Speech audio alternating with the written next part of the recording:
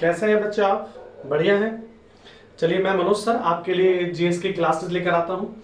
और GS classes में हमारा टॉपिक चल रहा है, पॉलिटिकल साइंस का टॉपिक चल रहा है। और पॉलिटिकल साइंस में अगर देखा जाए तो कहीं ना कहीं हमारा ये जो टॉपिक मैं पढ़ा रहा हूँ वो इतिहास से भी मैच करता है, हिस्ट्री से भी मैच करता है।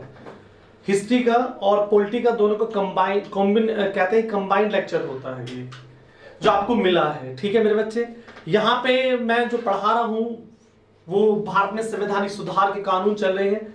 भारत में कैसे संवैधानिक सुधार हुए हैं और किस तरीके से कहा जाता है कि किस तरीके से भारत में जो है वो संवैधानिक सुधार होता है, कैसे संविधान बनने की प्रक्रिया स्टार्ट होती है, मैं उससे रिलेटेड आपको पढ़ा रहा हूँ। और उससे पहले मैंने चार्टर पढ़ा दिए हैं। 1813 का चार्टर एक्ट हो चुका है, 1793 का चार्टर एक्ट हो चुका है और आज चलेगा 1833 का चार्टर एक्ट। 1833 का चार्टर एक्ट।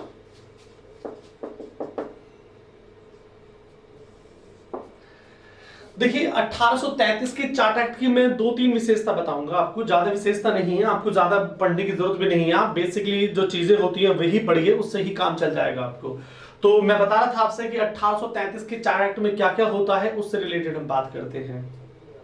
ठीक है बच्चों, देखिए पहली बात तो ये समझ लीजिएगा, 1813 वाले चार्टर एक्ट में ये बताया गया था कि इंग्लैंड जो कंपनी थी, यानी कि ईस्ट इंडिया कंपनी थी इंग्लैंड की, वो ईस्ट इंडिया कंपनी जो थी उससे व्यापार का जो एक अधिकार था वो समाप्त कर दिया था 1813 के चार्टर एक्ट में।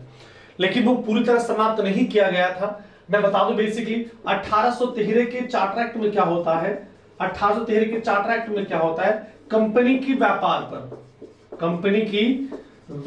पर मोनोपोली जो थी वो समाप्त कर दी गई थी। वो क्या कर दी गई, वो समाप्त कर दी गई थी। उसे समाप्त कर दिया था पूरी तरीके से। और कहीं ना कहीं समाप्त करने के पीछे जो लॉजिक रहा वो बहुत सारी चीजें रही है लॉजिक। जैसे नेपोलियन की महाद्वीपीय व्यवस्था भी रही, मैंने लास्ट वाले वीडियो में बताया था आपको। और एडम स्मिथ की जो बहुत बड़ी इकोनॉमिस्ट रही है, एडम स्मिथ की मुक्त व्यापार नीति थी, वो उससे रिलेटेड है। तो कहीं ना कहीं कंपनी के व्यापार पर जो मोनोपोली थी समाप्त कर दी गई थी। लेकिन फिर भी कहीं ना कहीं ये कहा जाता है कि चीन के साथ जो चाय का व्यापार था और अफीम का व्यापार था वो लगातार कंपनी कर रही थी। लेकिन अब भी मोनोपोली कहीं ना कहीं पूरी तरह समाप्त नहीं हुई थी, वो चीन के साथ अब भी जारी थी। तो मैं तुम्हें यही समझा रहा हूं मेरे बच्चे कि थोड़ा सा ध्यान से सुनना। चलिए अब हमारी बात करते हैं, फिर इससे ही रिलेटेड हम इसको पॉइंट को आगे बढ़ाते हैं। 1813 चार्टर एक्ट को ही हम आगे बढ़ाते हैं, यही इंपॉर्टेंट है हमारे लिए। चलिए क्या होता है, अब यहां पे कंपनी का जो व्यापार पे एक अधिकार था, पहला पॉइंट, कंपनी का व्यापार पर, तो कंपनी का व्यापार पर जो एक अधिकार था या मोनोपोली थी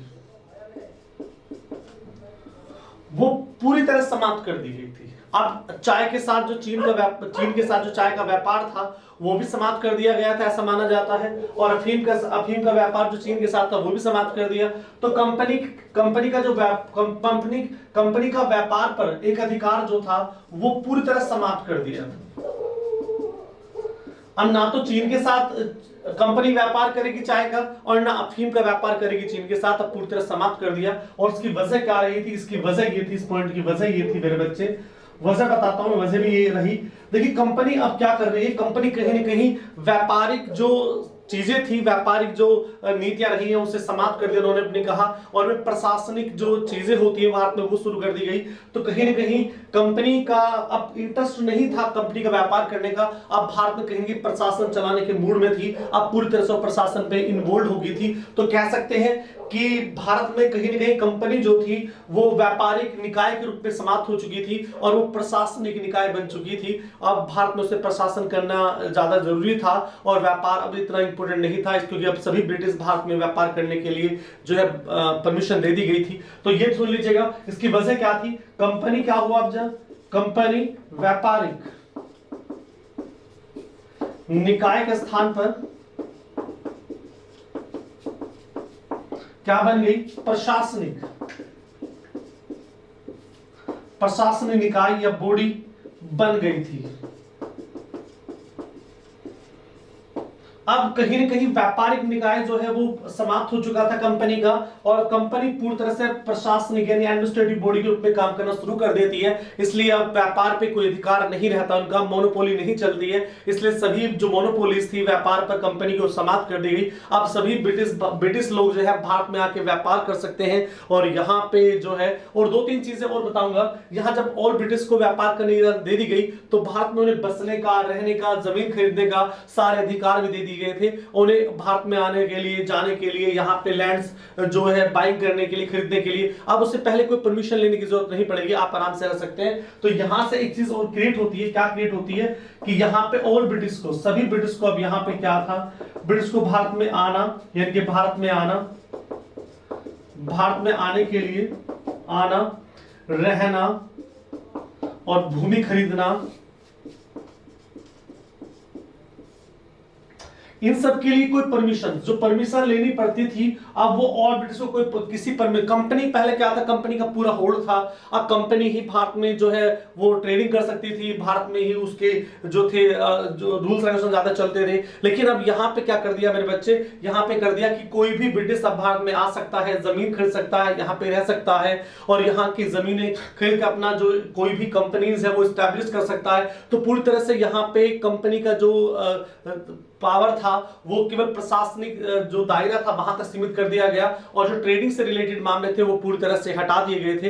तो ये हमारी एक बड़ा अचीवमेंट है 1833 के चार्टर एक्ट में। ये माना जाता है कंपनी अब एक व्यापारिक बॉडी के बजाय अब कहीं ना कहीं प्रशासनिक बॉडी बन चुकी थी। तो ये दोनों पॉइंट्स आपके बहुत अच्छे क्लियर होने चाहिए, जहां में कोई भी डाउट हो तो तुरंत पूछेगा। चलिए, बहुत बढ़िया है टॉपिक, बहुत अच्छा है। 1833 के चार्ट में बहुत सारी बातें पूछी जाती हैं जो कंप्लीट है हमारी। तो देखिए, मैं कह रहा ज्यादा चीजें नहीं समझने की जरूरत है, आपको बेसिक चीजें ही समझ के रखिएगा। और मैं आपसे बता रहा था कि यूपीएसआई में यहां से क्वेश्चन आने के बहुत ज्यादा चांस है, क्या 101% क्वेश्चन आएंगे। तो प्लीज ढंग से सुनिएगा, अच्छी तरह से लेक्चर को सुनिएगा, अच्छी तरह से पढ़िएगा, यही इंपॉर्टेंट है आपके लिए। चलिए आगे चलते हैं, आगे भी इंपॉर्टेंट बातें होंगी हमारी 1833 के चार्ट एक्ट से रिलेटेड। चलिए, अब तीसरी पॉइंट क्या होना, तो मैंने कहा कि अब सभी ब्रिटिश जो है भारत में व्यापार कर सकते थे। कंपनी का व्यापार जो था, मोनोपोली थी व्यापार पे, वो समाप्त कर दी गई थी, और इसलिए सभी ब्रिटिश भारत में अब रह सकते थे, आ सकते थे विदाउट परमिशन, किसी भी परमिशन के बिना, और भारत में लैंड को बाइंग कर सकते थे, खरीद सकते थे। ये एक बहुत तरह से एक इंडिविजुअल कह सकते हैं कि इंडिपेंडेंस मान सकते हैं कि सभी को, ब्रिटिश को जो है एक अधिकार दे, जो था कंपनी का, समाप्त कर दिया, और सभी ब्रिटिश भारत में रहने के लिए और बसने के लिए और यहाँ पे अपना बिजनेस चलाने के लिए पूरी तरह स्वतंत्र हो गए थे।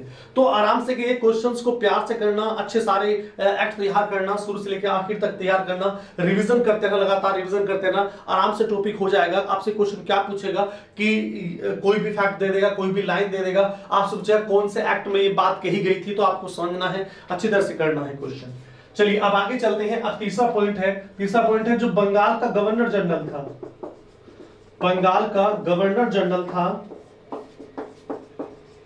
उसे क्या कर दिया गया, इसका पद जो था, अब पद नेम चेंज कर दिया, इसके पद का नाम बदल दिया गया, और उसे कहा गया भारत का गवर्नर जनरल, भारत का गवर्नर जनरल कहा गया। और भारत का गवर्नर जनरल, अब क्वेश्चन आता है बंगाल का लास्ट गवर्नर जनरल कौन है, तो लास्ट गवर्नर जनरल है लॉर्ड विलियम बैटिक, लॉर्ड विलियम बैटिक पैंटिक। और भारत का फर्स्ट गवर्नर जनरल कौन सा है, तो उसका नाम बिल्कुल सेम है, फर्स्ट गवर्नर जनरल, तो लॉर्ड विलियम बैटिक, लॉर्ड विलियम बैटिक।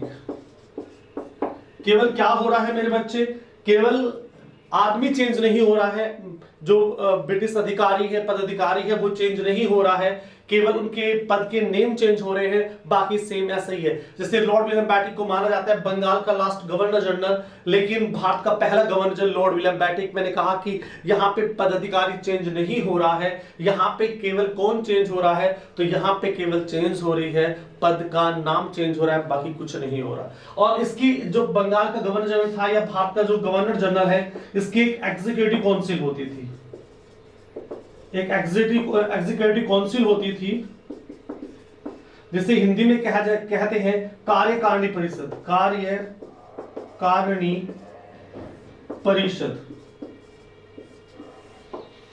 एक एग्जीक्यूटिव काउंसिल होती थी, कार्यकारिणी परिषद। हमें पढ़ा है हमने कि 1773 के रेगुलेट में बताया गया था कि जो गवर्नर जी कार्यकारिणी परिषद होगी उसमें 4 सदस्य होंगे उसकी हेल्प के लिए। और कानून को जो जैसे भारत में मंत्री जो काम करते हैं, इस तरह से जब गुलाम भारत था, इनके ब्रिटिश भारत था, तो वहां पे गवर्नर जनरल के लिए एक एग्जीक्यूटिव काउंसिल होती थी जो उसके फैसलों में जो है उसका साथ देती थी और उसके लिए जो है कहा जाता था कि प्रशासनिक कार्य में मदद करती थी। तो कहीं ना कहीं फिर ये जो एग्जीक्यूटिव काउंसिल में 4 सदस्य थे रेगुलेटिंग एक्ट 1773 में, लेकिन बाद में जब पीट्स इंडिया एक्ट आता है 1784 में, वहां पे 3 सदस्य कर दिए गए, लेकिन फिर दोबारा से एग्जीक्यूटिव काउंसिल में 4 सदस्य कर दिए गए। तो एग्जीक्यूटिव काउंसिल में 3 सदस्य तो पहले से ही थे। तो यहां पे सदस्यों की संख्या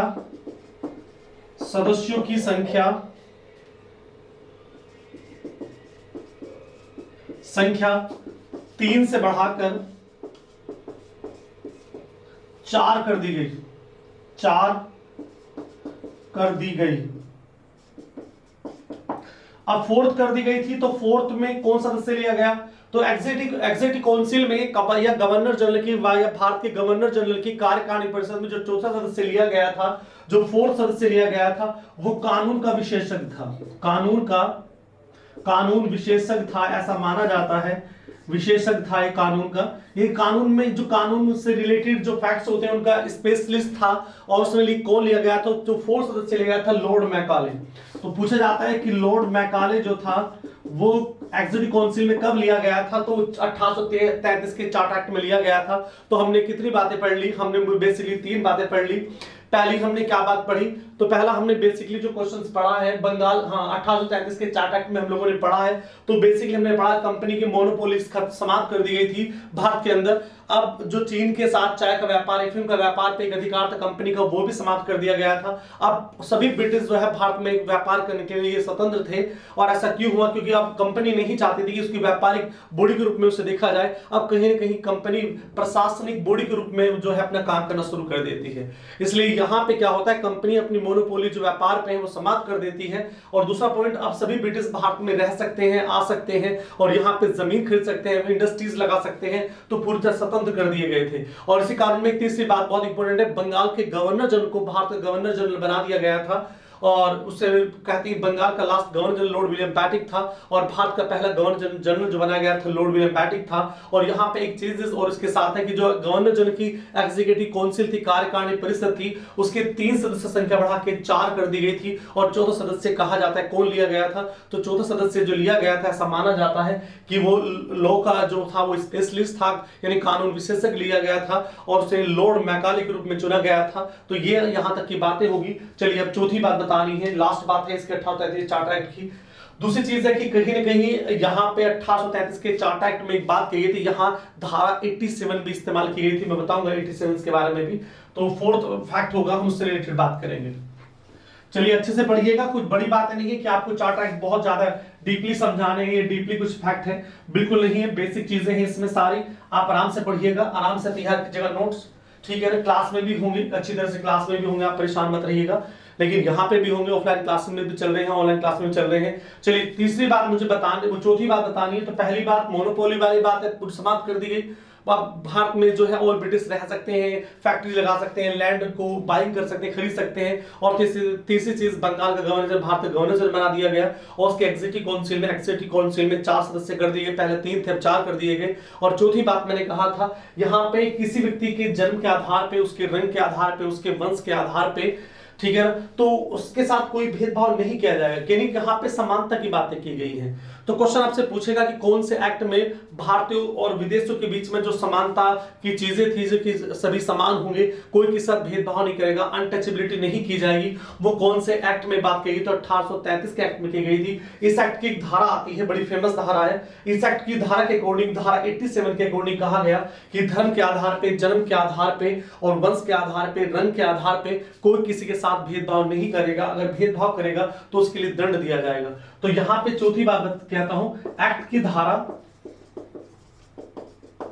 87 के अनुसार, तो यहां पे जो एक्ट बना है, कौन सा एक्ट बना है? तो ये हमारा जो एक्ट बना है 1833 का चार्टर एक्ट। ये जो एक्ट है हमारा कौन सा? 1833 के चार्टर एक्ट की धारा 87 के अनुसार क्या था इसके अनुसार कि कोई भी व्यक्ति किसी भी व्यक्ति के प्रति, तो कोई भी व्यक्ति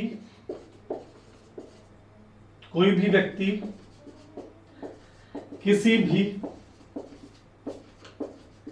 व्यक्ति के प्रति धर्म, जाति, जन्म, रंग, वंश के आधार पे भेदभाव नहीं करेगा। ठीक है, यानी कि पूरी तरह से ही कहा गया कि हम सब समान हैं, और हम एक दूसरे के प्रति कोई भी जो भेदभाव की नीति है उसे अप्लाई नहीं करेंगे, उसे कोई भी जो है गलत नहीं समझेंगे। तो इस तरह से भारत में कहा जाता है कि समानता की जो भावना थी वो इस एक्ट के द्वारा लाई गई थी। तो इसके लिए एक्ट की धारा 87 में ये बात कही गई थी। तो चलिए हमारे पास 4 विशेष पॉइंट है, मैं जल्दी से रिवाइज कर देता हूं कौन कौन से पॉइंट हुए। तो सबसे पहला हुआ मोनोपोली, यानी कि कंपनी की मोनोपोली जो व्यापार से थी समाप्त कर दी गई थी।